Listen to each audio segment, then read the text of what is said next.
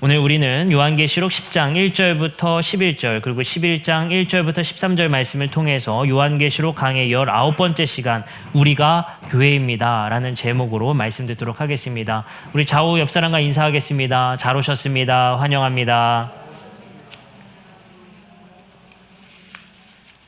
네, 우리가 꽤 이제 오랜 시간 요한계시록 강해가 진행 중에 있습니다.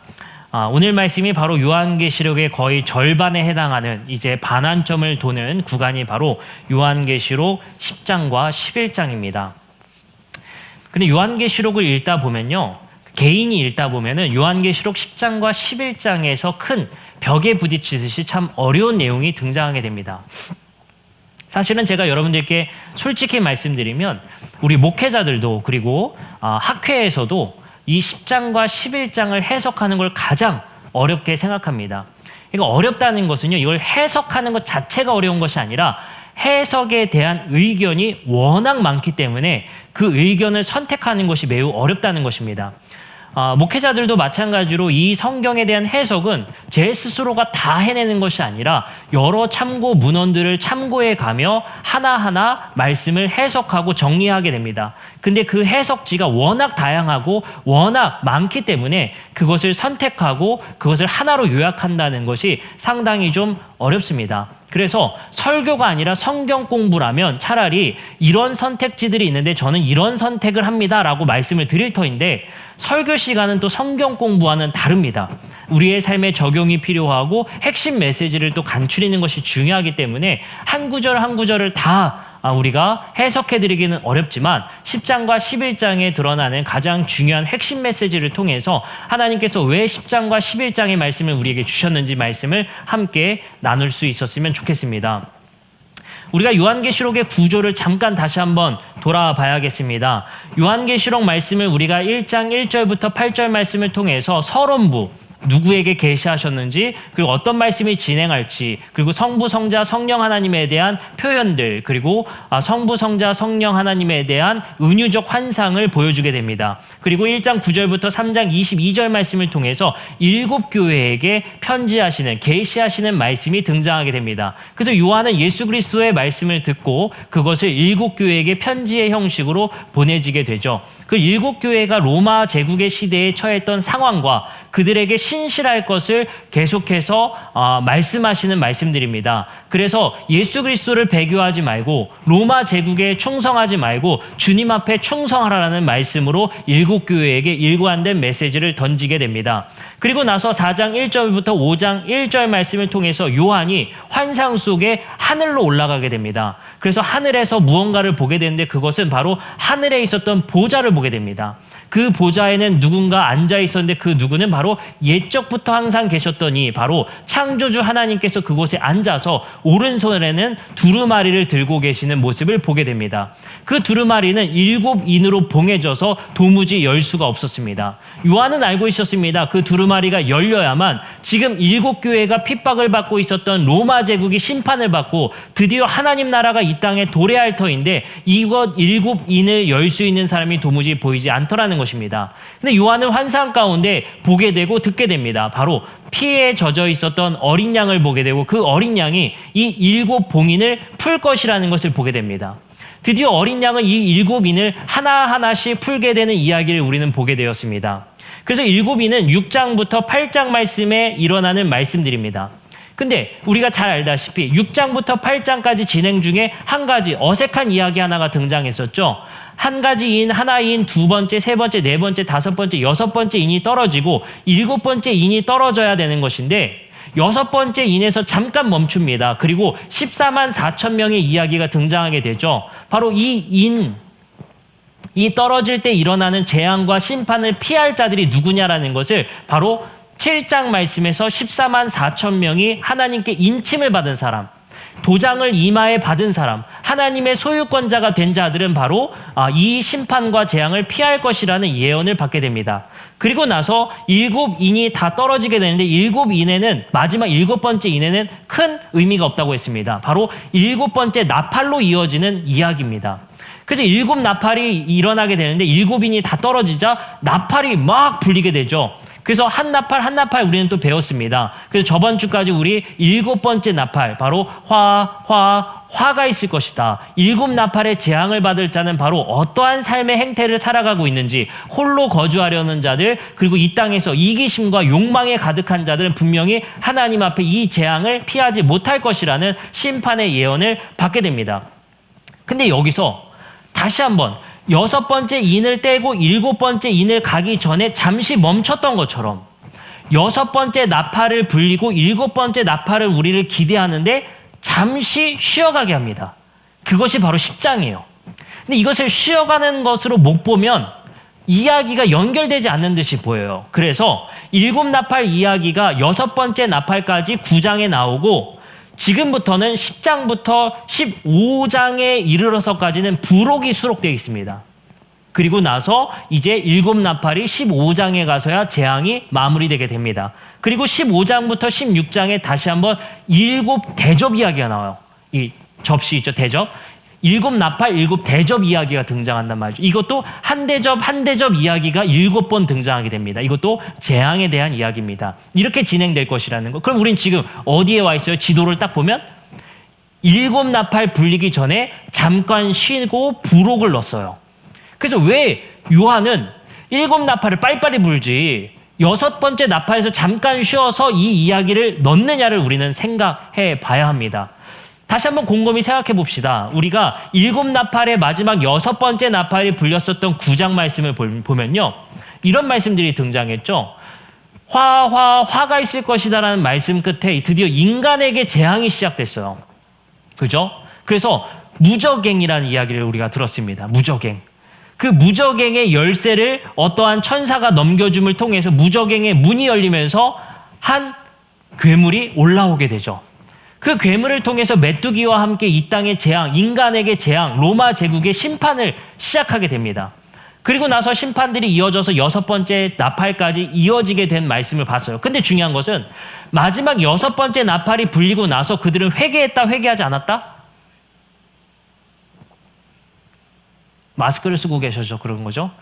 회개하지 않았다라는 거예요. 이 재앙으로 인해서 회개하지 않았다라는 거예요. 그것으로 끝났다는 걸 기억하셔야 돼요. 그래서 여러분들에게 미리 말씀을 요약해드리면 오늘 우리가 읽었던 10장과 11장 말씀을 통해서 그들이 어떻게 회개할 수 있을 것인가에 대한 말씀을 넣어주신 거예요. 우리는 까딱 잘못 생각하면요. 9장 말씀까지 생각하면요. 하나님의 잔인함을 보게 돼요.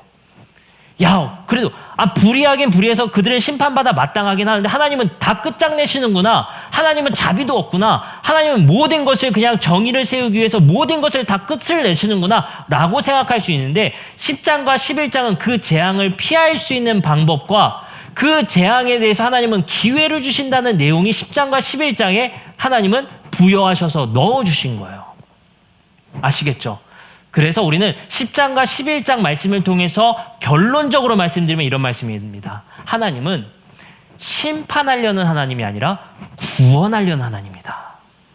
까딱 요한계시록을 잘못 읽으면요. 하나님은 심판주의 하나님으로만 읽게 돼요. 그러면 우리가 어떻게 요한계시록 딱 읽으면 너무 무서워요.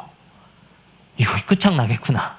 이렇게 심판받으면 내가 덜덜 떨게 되는 거예요. 근데 놀랍게도 요한계시록 10장과 11장을 넣어주심을 통해서 하나님의 궁극적인 목표와 목적은 구원하시려는 분이지 심판하고 싶은 분이 아니라는 걸 우리에게 알려주시는 은혜의 책이에요. 우리가 여기 목적을 여러분들 요 지도를 읽지 마시고 들으시면 돼요. 그러면 적어도 벗어나진 않습니다. 아시겠죠? 설교가 다 이해되시진 않더라도 이 이정표를 잊지 마시고 들으시면 되겠습니다. 자, 보도록 하겠습니다. 요한계시록 9장 20절부터 21절의 말씀을 다시 한번 읽어드리도록 하겠습니다. 이 재앙에 죽지 않고 남은 사람들은 손으로 행한 일을 회개하지 아니하고 오히려 여러 귀신과 또는 보거나 듣거나 다니거나 하지 못하는 금, 은, 동과 목석의 우상에게 절하고 또 그 살인과 복술과 음행과 도둑질을 회개하지 아니하더라. 이런 말씀이 등장합니다. 그리고 계시록 11장 11절부터 12절 말씀을 보면 이런 말씀이 등장해요. 오늘 우리가 읽었던 본문이죠. 3일 반 후에 하나님께서 생기가 그들 속에 들어가매 그들이 발로 일어서니 구경하는 자들이 크게 두려워하더라. 하늘로부터 큰 음성이 있어 이리로 올라오라 함을 그들이 듣고 구름을 타고 하늘로 올라가니 그들의 원수들도 그것을 구경하더라. 그때 큰 지진이 나서 성 10분의 1이 무너지고 지진이 죽은 사람이 7천이라 그 남은 자들도 두려워하여 영광을 하늘의 하나님께 돌리게 되더라. 다르죠. 분명히 10장과 11장은 그들이 하나님께 영광 돌리는 이야기로 끝나고요. 9장은 회개하지 않는 이야기로 끝난단 말이에요. 하나님은 그렇기 때문에 회개하지 않는 자들에게 끝까지 형벌로 대하는 것이 아니라 하나님은 이러한 기회도 주어지게 하시고 하나님은 구원을 위해 그들을 재앙하시고 심판을 주신다는 것을 깨닫게 된다는 겁니다. 목적을 잃지 말라요. 하나님의 궁극적인 목적의 비전은 우리를 두렵게 떨게 살게 하려는 것이 아니라 하나님의 은혜와 긍휼 속에 저러한 악인도 구원받을 수 있구나를 깨닫게 하신다는 거예요. 그게 우리잖아요. 그러한 악인이었던 죄인이었던 우리도 구원받을 수 있구나를 깨닫게 하신 것이 십자가의 은혜입니다. 요한계시록도 어떻게 하면 우리 인류를 구원하시고 사랑하실까의 내용이지 하나님은 우리에게 재앙으로 심판으로 벌하시려고 하시는 것이 목적이 아니라는 사실을 알게 된다는 것입니다. 그럼 우리가 한 구절 한 구절 말씀을 함께 보도록 하겠습니다. 10장 2절 말씀부터 보도록 하겠습니다. 10장 2절입니다. 그 손에 펴놓은 작은 두루마리를 들고 그 오른발은 바다에 밟고 왼발은 땅을 밟고 라는 말씀이 있습니다. 여기서 여러분들 문장을 이해하시려고 하지 마세요. 이게 무슨 뜻이지 이해하시려고 하지 말고 여기서는 단어와 표현만 중요하게 생각하시면 됩니다. 첫 번째 작은 두루마리는 뭐냐는 거예요. 작은 두루마리. 두루마리 어디서 많이 봤죠? 보좌에 앉아 계셨던 오른손에 뭐가 들려 있었어요? 두루마리가 들려 있었죠. 그죠? 근데 이번에는 작은 두루마리가 등장합니다. 근데 아마도 하나님께서 오른손에 들고 있었던 그 두루마리와 같은 두루마리일 거라 생각이 되어져요. 왜냐하면 요한은 지금 11장에서 작은 두루마리와 그냥 두루마리를 혼용해서 문장을 씁니다. 단어를 쓰게 돼요. 그래서 작은 두루마리와 그냥 두루마리는 같을 것이다라고 생각이 되어집니다. 그리고 두 번째 10장 9절입니다. 내가 천사에게서 나아가 작은 두루마리를 달라 한즉 천사가 이르되 갖다 먹어버리라. 내 배에는 쓰나 내 입에는 꿀같이 달리라건. 요한이 그 두루마리를 달라고 합니다. 그러자 천사가 그것을 주고 뭐 하래요? 그걸 먹으라고 해요. 이 먹으라는 표현이 무엇인지를 봐야 됩니다. 이 먹으라고 한 표현은 에스겔서 3장 1절부터 3장 3절을 인용한 거예요. 인용한 겁니다. 진짜 두루마리를 먹는 게 아니에요. 에스겔서에 있었던 말씀을 요한은 인용해서 무언가 우리에게 의미를 부여하고 싶은 거예요. 에스겔서 3장 1절부터 3절의 말씀에 이런 말씀이 있습니다. 또 그가 내게 이르되 인자야 너는 발견한 것을 먹으라. 너는 이 두루마리를 먹고 가서 이스라엘 족속에게 말하라 하시기로 내 입을 벌리니 그가 그 두루마리를 내게 먹이시며 내게 이르시되 인자야 내가 내게 주는 이 두루마리를 내 배에 넣으며 내 창자를 채우라 하시기에 내가 먹으니 그것이 내 입에서 달기가 꿀 같더라. 누가 봐도 인용한 거죠. 요한은 이 에스겔서를 이미 알고 이 말씀을 이스라엘 유대인들이 읽었을 때 에스겔서를 깨닫고 그것을 기억하게 할 수 있도록 여기에 힌트를 준 거예요. 그러면 에스겔서에서 그 두루마리를 먹은 것이 무슨 의미인 줄 알면 이 먹는 행위가 무엇인지 알 수 있게 됩니다. 이 두루마리를 먹는 것은 하나님께서 요한계시록 하나님이 계시를 주셔서 주신 이 말씀 듣고 지켜 행하라는 하나님 앞에 끝까지 충성하고 신실하라는 그 말씀이 적힌 그 말씀을 그 두루마리를 지금 먹으라는 거야. 이것은 먹는 행위는 뭐냐면 진짜 우리 그거 있죠. 옛날에 그 시험 기간에 이 사전 찢어 먹는 행위. 진짜 찢어 먹어요. 거기에 의미를 부여하는 거예요. 그렇게 암기를 진짜 먹은 사람도 있겠지만 그렇게 암기한다라는 말을 우리가 그렇게 은유적으로 표현하지 않습니까? 마찬가지입니다. 이 두루마리를 먹는다는 것은 이것을 내면화시키는 것. 하나님의 말씀과 하나님의 법도를 내 안에 완전히 내면화시킨다는 걸 말씀해요. 이것을 단지 두루마리를 들고 다니는 사람이 아니라 그것을 내 것으로 만들라는 거예요. 그리고 나서 이어집니다. 그것이 꿀과 같이 달더라라는 말씀이 있죠. 그래서 에스겔서 3장 1절부터 3절 말씀이 끝난 뒤에 어떤 말씀이 등장하냐면요. 11절에 이런 말씀이 등장합니다. 사로잡힌 내 민족에게로 가서 그들이 듣든지 아니 듣든지 그들에게 고하여 이르기를 주 여호와의 말씀이 이러하시다 하라 라는 말씀이 11절에 이어집니다. 그 말이 뭐냐면요. 에스겔서에서 에스겔이 두루마리를 먹은 다음에 이어졌던 행위가 예언 활동이에요. 이것도 마찬가지입니다. 그 두루마리를 먹고 이제 요한이 드디어 나아가 세상을 향해 예언자적 선포를 하는 그 시작이 되게 된다는 것입니다. 자, 그리고 이제 이어지는 말씀 넘어가도록 하겠습니다. 11절 말씀 보도록 하겠습니다. 11절 말씀. 그가 내게 말하기를 내가 많은 백성과 나라와 방언과 임금에게 다시 예언하여야 하리라 하더라 라는 말씀입니다. 이제 요한이 아까 말하고 있죠. 에스겔서에서도 그 두루마리를 먹고 나서 뭐 했다고요? 예언을 시작했죠.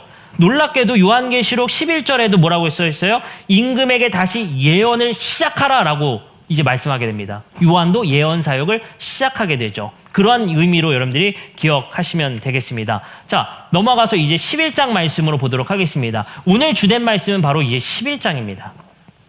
11장 말씀을 보도록 하겠습니다. 11장 3절입니다. 내가 나의 두 증인에게 권세를 주리니 그들이 굵은 베옷을 입고 1260일을 예언하게 됩니다. 아까 이제 두루마리를 먹고 예언을 시작하죠. 근데 이번에 두 증인이 나와요. 그 두 증인이 예언을 시작하는데 며칠을요? 1260일을 예언합니다. 1260일. 이 1260일에 무슨 의미가 있느냐? 1260일에. 1260일은 구약 성경에 나오는 아주 특징적이고 의미가 있었던 개월수예요. 다니엘서 7장 25절을 말씀해 보면 이런 말씀이 쓰여 있습니다. 그가 장차 지극히 높으신 이를 말로 대적하며 또 지극히 높으신 이의 성도를 괴롭게 할 것이며 그가 또 때와 법을 고치고자 할 것이며 성도들은 그의 손에 붙임받아 한 때와 두 때와 반 때를 지내리라 말씀이 있죠. 근데 놀랍게도 한 때와 두 때와 반 때를 너희가 살게 될 것이라고 말을 해요. 어느 때요? 지극히 높으신 이의 성도를 괴롭게 하며 또 때와 법을 고치고자 할 것이며 그들을 고통 주는 그 시간이 한 때와 두 때와 반 때라는 시간이 다니엘서에 예언되어 있었습니다. 그렇죠? 근데 한 때와 두 때와 반 때는요. 1년과 2년 그리고 3년이 지나서 반 때 우리 12개월에 6개월이 포함됩니다. 그래서 3년 6개월 즉 42개월이 1260일입니다. 이 1260일의 의미가 있는 게 아니에요. 다니엘서에 너희가 고통을 참는 기간이 한 때와 두 때와 반 때일 것이다라는 그 예언의 말씀을 인용해서 1260일 동안 예언자들이 로마 시대에 예언할 것이라는 걸 그들에게 말하고 있는 겁니다. 근데 이걸 잘못 해석하면 어떻게 돼요?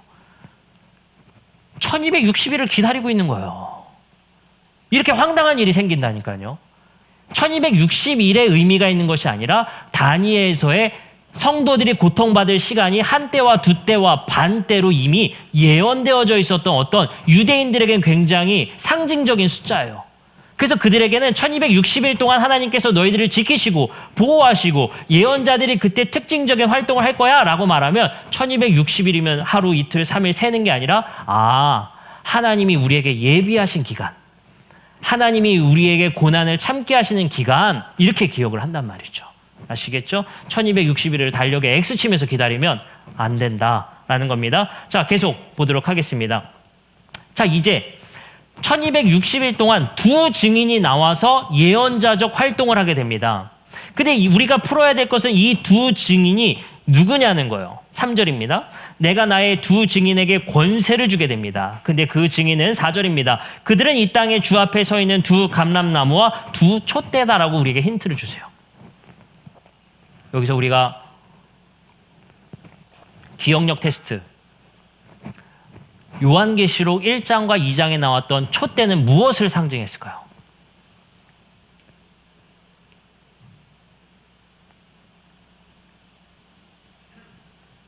무엇을 상징했을까요? 7 금촛대 뭐였죠? 7 교회입니다. 교회.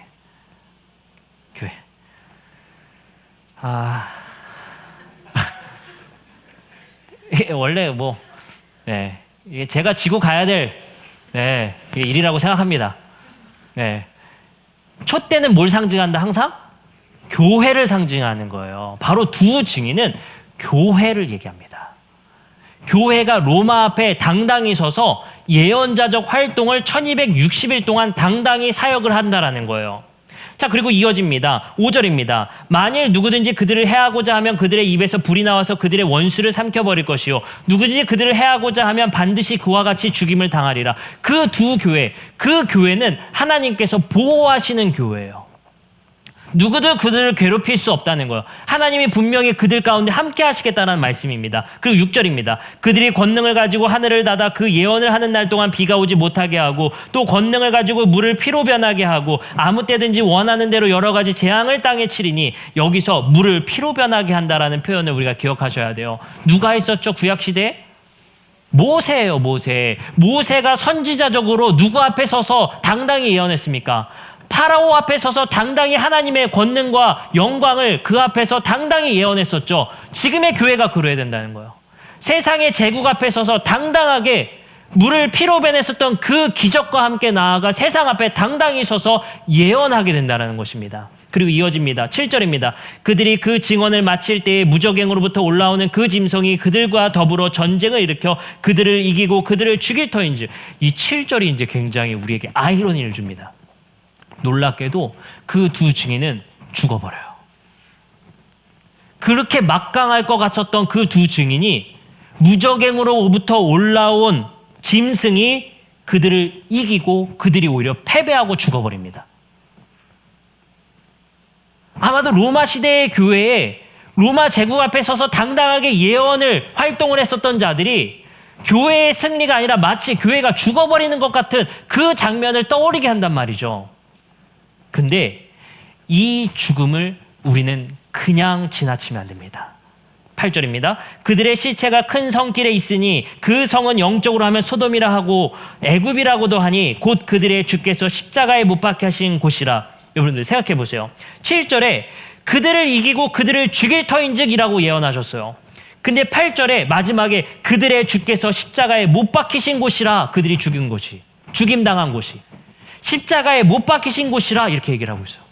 여기서 우리는 결정적인 하나의 메시지를 보게 됩니다.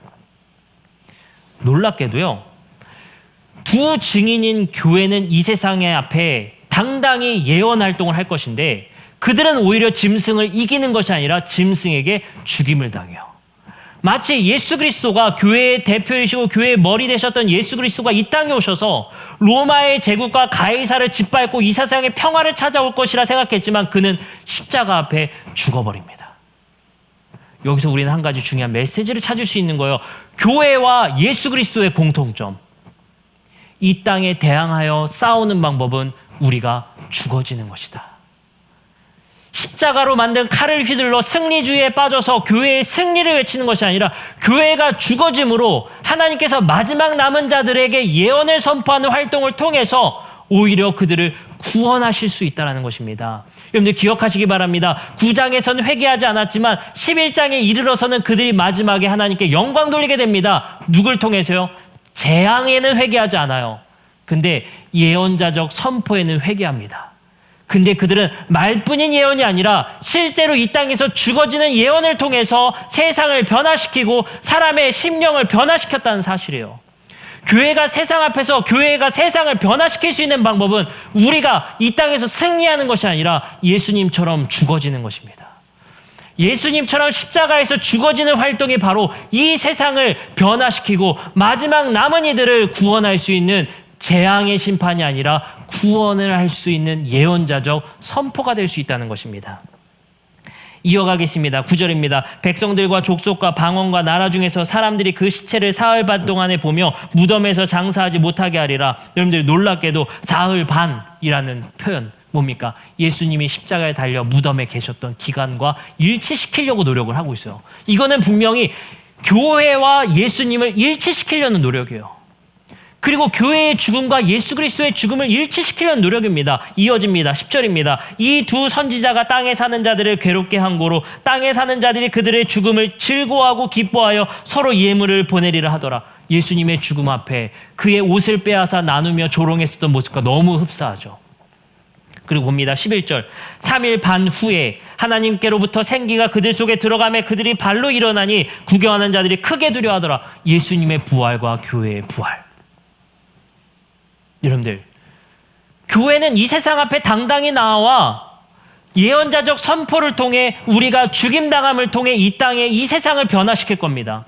근데 하나님은 우리를 죽음 가운데 그대로 두시는 것이 아니라 예수님을 부활시켜서 그의 죽음이 옳다 인정하셨던 것처럼 이 교회가 다시 살아남을 통해 이 교회가 옳다함을 인정해 주실 거라는 거예요.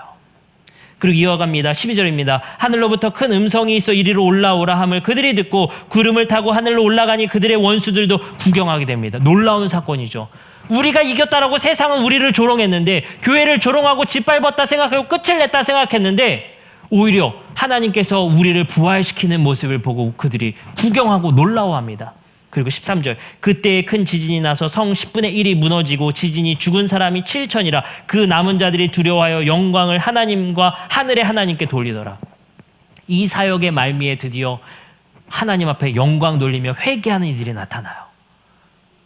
재앙 심판으로는 회개하지 않았습니다.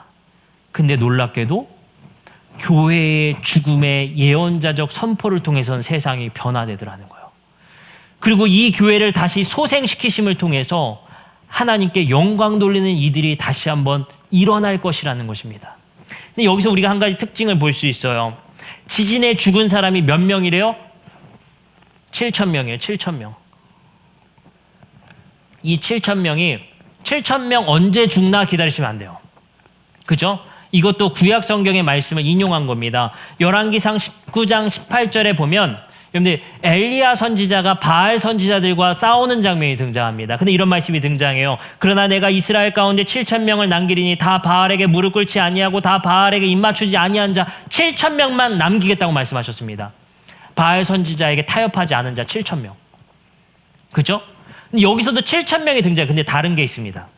열왕기상에서는 7,000명을 남기겠다고 하고 계시록에서는 7,000명만 죽이겠다고 해요.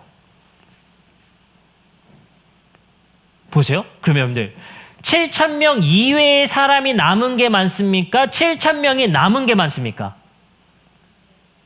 7,000명만 죽은 게 더 많은 거죠. 남은 자들이.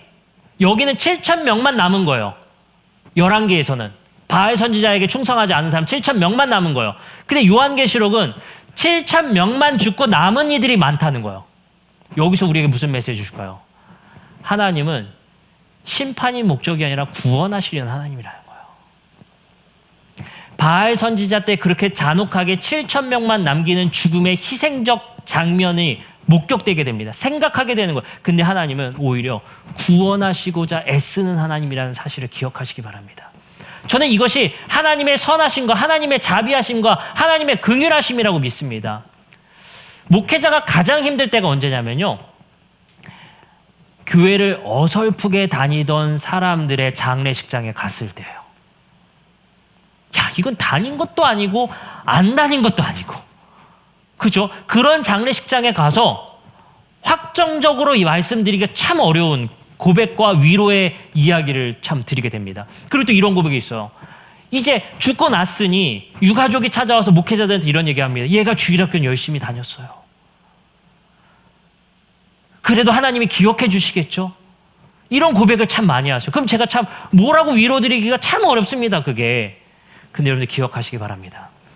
하나님은 구원하시기 위한 하나님이지 그들을 지옥 보내시려는 하나님이 아니라는 사실이에요. 그렇기 때문에 어느 장례식장에 가서든지 우리는 하나님께 은혜와 긍휼을 기대해 볼 수 있어야 되는 거예요. 근데 자꾸만 교회는 이것이 좀 잘 안 되는 것 같아요. 어떠한 교리적 근거를 통해서 잣대를 세워서 이건 지옥, 이건 천국이라고 이분법적으로 나누려고만 합니다. 그래서 주일학교 학생들에게 이런 공포심 조장을 많이 했어요. 아, 전도사님 오늘 아파서요. 오늘 열이 많이 나서요. 교회를 못 가요. 그래, 너 지옥 가든지 말든지 그건 네가 알아서 하는 거다. 열이 막 나도 교회 오는 거예요. 우리는 자꾸만 교회가 지옥 갈 사람과 천국 갈 사람이라는 이분법으로 나누기를 원해요. 근데 하나님은 놀랍게도 계시록의 말씀은 천국 갈 사람과 지옥 갈 사람을 이분법적으로 나누자고 하는 것이 아니라 하나님은 최대한 구원시키고 싶다는 거예요. 최대한 하나님 곁으로 데려가고 싶다는 것이 하나님의 뜻이고 하나님의 말씀이고 하나님의 목적이라는 거예요. 왜요? 하나님은 세상을 이처럼 사랑하사 당신의 아들을 보낼 정도로 사랑하시는 분입니다. 근데 우리는 이 성경을 왜곡하고 잘못 읽게 되면 대다수의 사람이 지금 여러분들 믿는 사람이 많습니까? 세상 사람이 많습니까? 대다수의 사람이 지옥 가게 되는 세상이에요. 근데 하나님은 끝까지 참으시고 끝까지 오래 참음을 통해서 하나님은 그들을 구원하고자 하는 것이지, 그래서 그들에게 고난도 주시고 아픔도 주시고 깨달음도 주시는 것이지, 그것이 하나님 곁으로 가는 것보다 덜, 이것이 오히려 그것이 축복이 될 수 있으니까 그들에게 그러한 환난을 주시고 고난을 주신다는 거예요. 왜요? 하나님의 목적은 분명합니다. 세상을 구원하고자 하는 하나님이라는 사실을 우리가 기억하셨으면 좋겠습니다. 우리가 오늘의 말씀을 통해서 몇 가지 한번 생각해 보게 됩니다.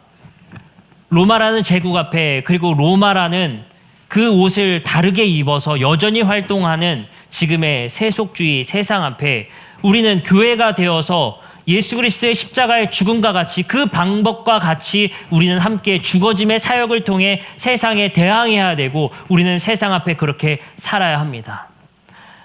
제가 얼마 전에 넷플릭스 영화 한 편을 본 적이 있습니다. 넷플릭스 영화를 그렇게 좋아하진 않는데 가끔 봅니다.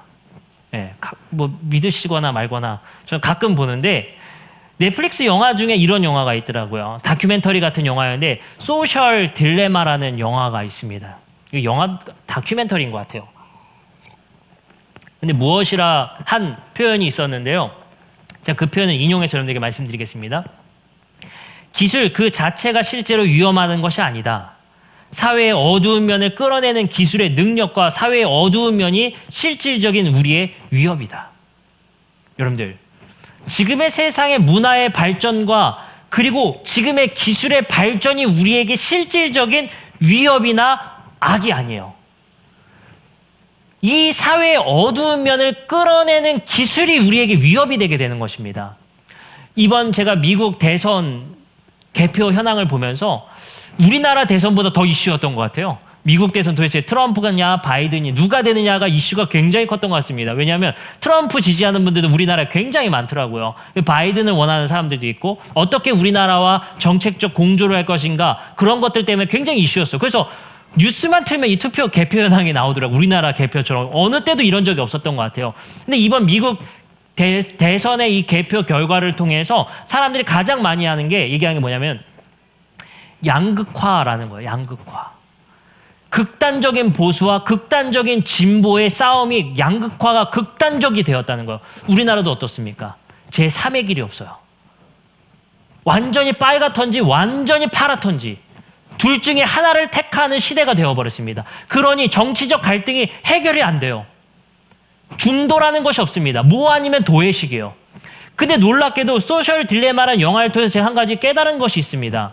이러한 양극화를 부추기는 것은 여러분들이 선택한 것이 아니라 그 선택을 조장하는 기술이 우리 안에 있었다는 사실입니다.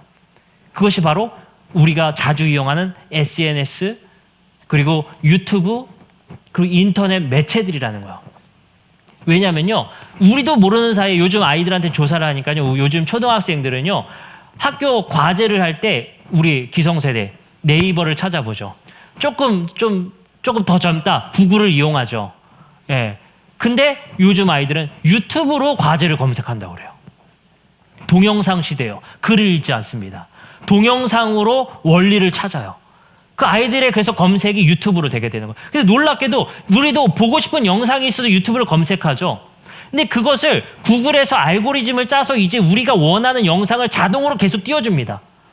그걸 우리는 인지하지 못해요. 그럼 우리는 우리가 원하는 영상을 찾아보는 것이 아니라 우리가 그 영상을 원하는 듯이 계속 제공하게 됩니다. 그리고 여러분들의 발자취와 여러분들이 원하는 것들을 이제 데이터화해서 다른 기업들에게 팔아넘기고 있어요. 그래서 내가 사고 싶은 것을 내가 말하지 않았는데 그것이 인터넷 창에 자꾸 떠요.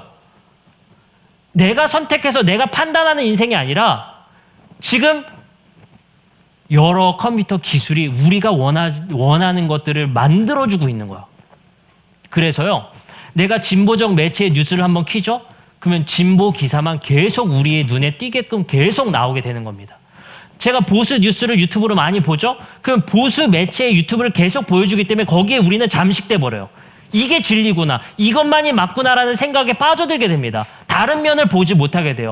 여기서 우리가 생각해야 될 한 가지 중요한 메시지가 있습니다. 루터의 메시지를 기억하셔야 돼요. 교회가 교회다워지는 것은 세상 앞에 질문하는 것이다. 질문 없는 교회는 세뇌 집단일 뿐입니다. 교회는 세상 앞에 내가 보고 있고 내가 판단하는 것이 과연 옳은가라는 것을 잠깐 멈춰서 판단하고 생각하고 질문할 수 있는 것이 교회여야 되고 우리 성도들이어야 된다는 것입니다. 그렇기 때문에 세상이 우리 아이들에게 알고리즘을 짜서 우리 아이들이 판단하는 것이 아니라 세상이 원하는 것을 아이들에게 주입하는 세상 속에서 아이들이 선과 악을 구분할 수 있는 판단의 능력을 주게 하는 것, 그것이 교회가 돼야 되고 우리가 돼야 된다는 거예요. 그래서 교회는 자꾸만 질문해야 돼요. 여러분들 이거 미안한 얘기지만 그 책 중에 제가 굉장히 감동 있게 읽었던 게 해민 스님의 잠시 멈추면 보이는, 이게 스님이 쓰신 거를 여기서 인용해도 되는지 모르겠어요. 우리 교회에서. 근데 전 그 제목 기억하세요. 잠시 멈추니까 비로소 보이는 것들. 멈추지 않고 직선적으로 달려가는 우리 인생 속에서는 우리가 지금 보지 못하는 것들이 너무 많아요. 왜요? 세상이 우리에게 원하는 것을 계속 보여주고 있고 이것이 진리라고 생각하기 때문에. 그래서 보수적인 사람은요 계속 보수적일 수밖에 없고요, 진보적인 사람은 진보 뉴스만 계속 보니까 계속 진보적인 생각만 봐요. 그래서 대화가 안 됩니다. 그래서 우리는 화해가 되지 않아요. 지금 미국이 그렇죠. 트럼프 지지자들은 지금 이미 이것은 가짜 투표다, 총 들고 난리가 났어요. 서로 믿지 않는 거예요. 서로 의심하는 거예요. 우리나라가 지금 그렇잖아요. 서로 대화가 안 됩니다. 교회에서조차 세대 간의 갈등 속에 서로 대화가 안 됩니다. 근데 이것이 우리 인간성의 우리의 선함이 아니라 세상이 우리를 그렇게 만들고 있다는 거예요. 우리도 모르는 사이에. 그 기술이 나쁜 것이 아니라 사회의 이 어두운 면, 악이 지배하는 이 사회의 어두운 면을 그것을 돈으로 우리에게 계속 이뤄내기 때문이 그런 거예요. 제가 이번에 참 감동받은 일이 있었습니다. 무엇을 감동받았냐면 이번에 한일꿈성교회랑 장난감 공유운동 때문에 잠깐 회의할 시간이 있었어요. 제가 이름은 밝히지 않지만 어떤 분, 제가 혹시 이것에 대해서 질문이냐 했더니 어떤 분이 저한테 질문을 했습니다.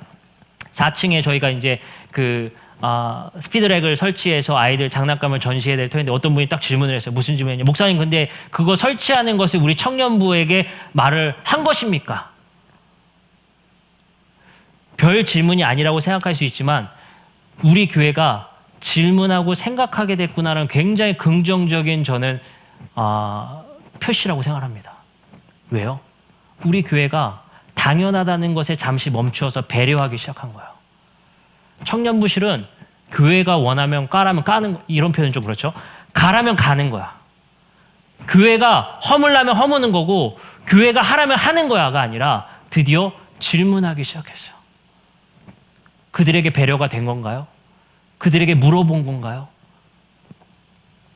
우리가 생각하기 시작했고 잠시 멈추어서 우리가 보지 못했던 것을 생각하게 되었다는 거예요. 이것이 정말 우리 교회는 긍정적인 시그널로 생각하게 됩니다. 말씀을 마무리하면서 우리가 마지막으로 생각할 거리를 한 번 더 생각하도록 하겠습니다.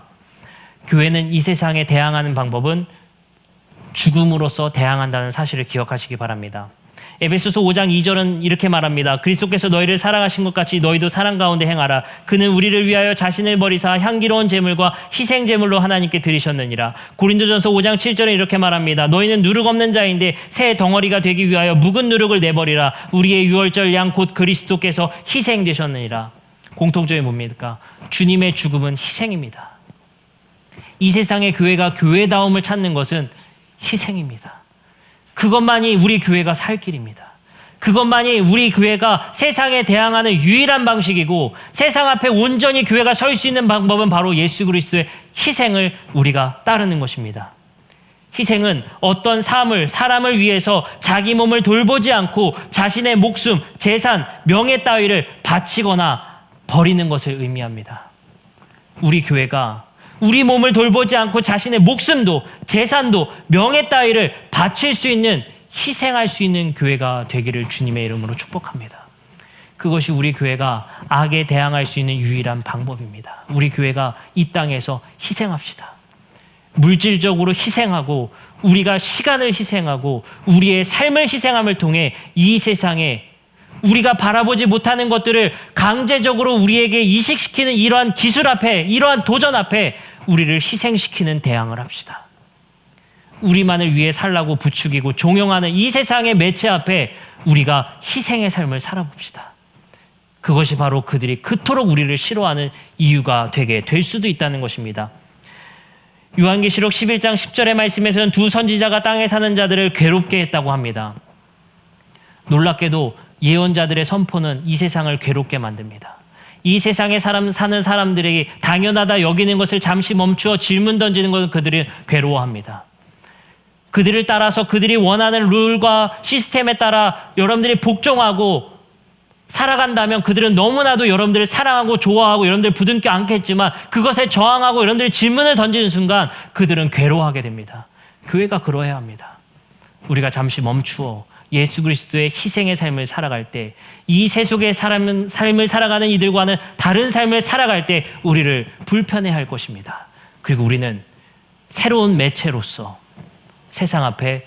이 세상 앞에 우리는 진리를 선포할 수 있는 교회, 이것이 진정으로 우리가 살아가야 할 길이라는 것을 선포할 수 있는 교회가 되기를 주님의 이름으로 축복합니다. 우리 영상 한 편을 보고 말씀을 마치도록 하겠습니다. 아기가 함부로 버려지는 걸 막기 위해 설치한 베이비박스 바로 앞에서 갓난아기가 숨진 채 발견됐다는 소식 전해드렸는데 아기를 버린 20대 엄마가 오늘 경찰에 붙잡혔습니다. 박재현 기자가 보도합니다. 그젯밤 10시쯤 한 여성이 베이비박스 바로 앞에 둔 갓난아기. 베이비박스를 운영하는 교회 관계자가 발견하기까지 체감온도 3도의 추위 속에 7시간 넘게 버려져 있었습니다. 회복이 안 된 상태에서 아마 그렇게 힘들게 올라온 것 같아요. 통에 올려놓고 그렇게 아이를 한번 쳐다보고 바로 이렇게 돌아서서. 아기를 놓으면 알람과 조명이 켜지는 베이비박스가 불과 1m 맞은편에 있었는데도 이 여성은 플라스틱 드럼통 위에 아기를 놓고 간 겁니다. 경찰은 추적 끝에 오늘 오전 아기를 버리고 간 여성을 주거지에서 검거했습니다. 서울에 사는 20대인 이 여성은 아기의 친모 A씨로 확인됐습니다. 경찰은 베이비박스 앞까지 갔던 A씨가 아기를 밖에 버리고 간 이유를 조사하고 있습니다. A씨는 경찰에 아기가 사망한 걸 몰랐다고 진술한 것으로 알려졌습니다. 다만 아기를 드럼통 위에 놓고 간 사실은 인정했습니다.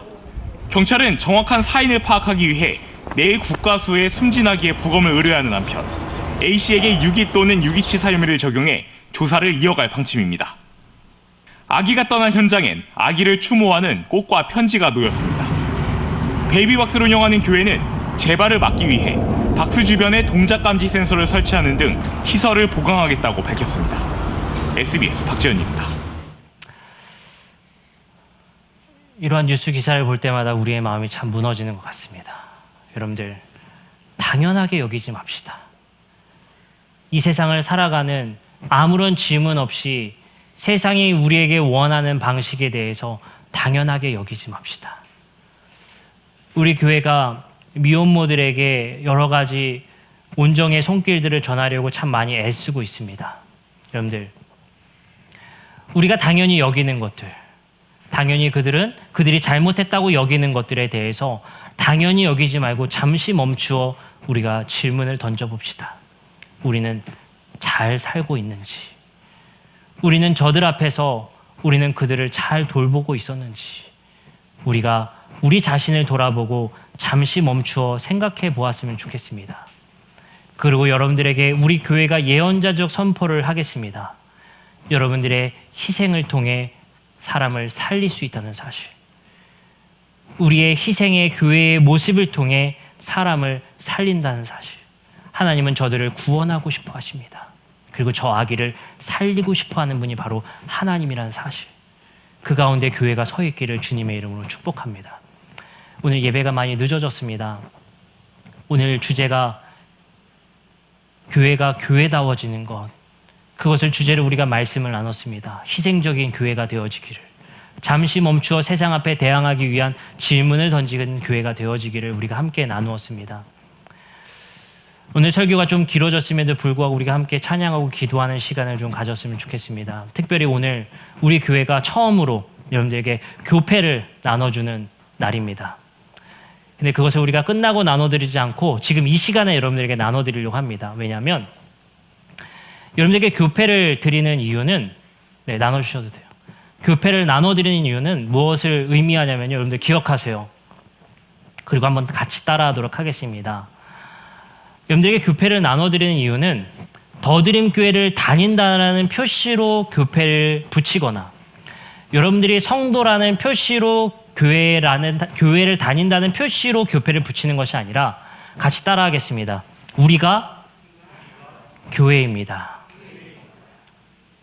여러분들의 가정이 교회가 되시고 여러분들의 삶의 일터가 더드림 교회가 되시기를 주님의 이름으로 축복합니다. 여러분들의 가정이 희생하시고요. 여러분들의 사업장이 희생하심을 통해 세상을 변화시킬 줄 믿습니다. 이제 우리 함께 찬양하고 함께 기도하는 시간 갖도록 하겠습니다.